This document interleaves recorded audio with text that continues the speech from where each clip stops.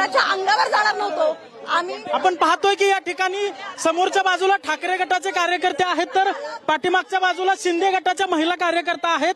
त्यांनी आता सध्या दीनानाथ मंगेशकर रुग्णालयाचं जे प्रशासन आहे त्या प्रशासनाची भेट घेतलेली आहे, मात्र ठाकरे गटाच्या कार्यकर्त्यांना भेट नाकारलेली आहे। ताई, तुम्ही या माध्यमातून आता ठाकरे गट आणि शिंदे गट आमने सामने येण्याची शक्यता आहे? आम्ही आमने सामने येण्याचा इथं प्रश्नच येत नाही। ते सुद्धा आणि आम्ही सुद्धा इथं केवळ न्याय मागण्यासाठी आणि चुकीच्या घडलेल्या गोष्टींवरती बोट ठेवण्यासाठी। आपण पाहतोय पाठीमागच्या बाजूला शिंदे गटाच्या महिला पदाधिकारी ज्या आल्या होत्या त्यांना भेट दिली, तुम्हाला का भेट दिली नाही? मग हा सत्तेचा दुरुपयोग आहे ना। फक्त उद्धव बाळासाहेब ठाकरे यांची सेना आहे म्हणून त्यांना गेटवरती अडवायचं, त्यांना पुढे जाऊन द्यायचं नाही, त्यांचं मत मांडून द्यायचं नाही।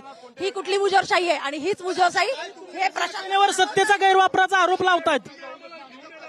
तुमच्या शिवसेनेवर सत्तेचा गैरवापर करता असा आरोप लावतात।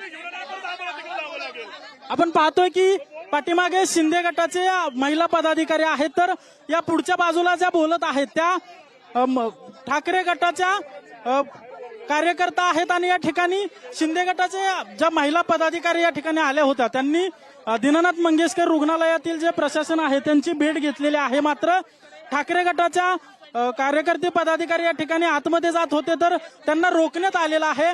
या ठिकाणी आणखी काही ठाकरे गटाचे शिवसैनिक माझ्यासोबत आहेत। काय नेमकं तुमची भेट नाकारली, तुम्हाला पोलिसांनी अडवलं? पोलीस आम्हाला बोलतायत की प्रशासन तिकडे बाकीचे रुग्ण आहेत त्यामुळे त्यांना त्रास नको व्हावा म्हणून आम्ही पण आता थांबलोय आतमध्ये जायचं। पोलीस प्रशासन त्यांना घेऊन बाहेर येत आहेत आमच्यासमोर मीडिया समोर आणि आम्ही त्यांना तिथं प्रश्न विचार, त्यांनी आम्हाला तिथं मीडिया समोर उत्तर द्यायला पाहिजे आमच्या प्रश्नांची। तुम्हाला पोलिसांकडून असं सांगण्यात आलं काय हॉस्पिटलचे डीन बाहेर येतील? ते हॉस्पिटलचे जे कोण आहे आता बघतायत केळकर वगैरे कोण, त्यांनी आज स्टेटमेंट दिले की आज दीनानाथ मंगेशकरचा चुकीचा पसरवलं जात आहे, अफवा पसरवलं जात आहे, त्यांना बाहेर घेऊन त्यांच्यासोबत आम्हाला मीडिया समोर चर्चा करायची।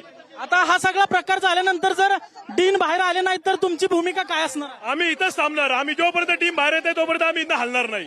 काय मागणी काय आहे तुमची? आम्हाला त्यांच्या समोर मीडिया समोर प्रश्न उत्तर करायची किती अशी गोष्ट झाली ही वारंवार होता कामा नये आणि परत ही गोष्ट आणि आधी पण झालेल्या आहेत या गोष्टी, हे आम्हाला त्यांना विचारायचं आहे, जाब विचारायचं आम्हाला। तर तुम्ही ठाकरे गटाचे पदाधिकारी आहेत, पाठीमागे शिंदे गटाचे पदाधिकारी आहेत, तुम्ही या रुग्णालय प्रशासनाची भेट घेतलेली आहे, नेमकं काय बोलणं झालं तुमचं? कारण ठाकरे गटाचे पदाधिकारी आरोप करतायत की आम्हाला भेटू दिलं जात नाही।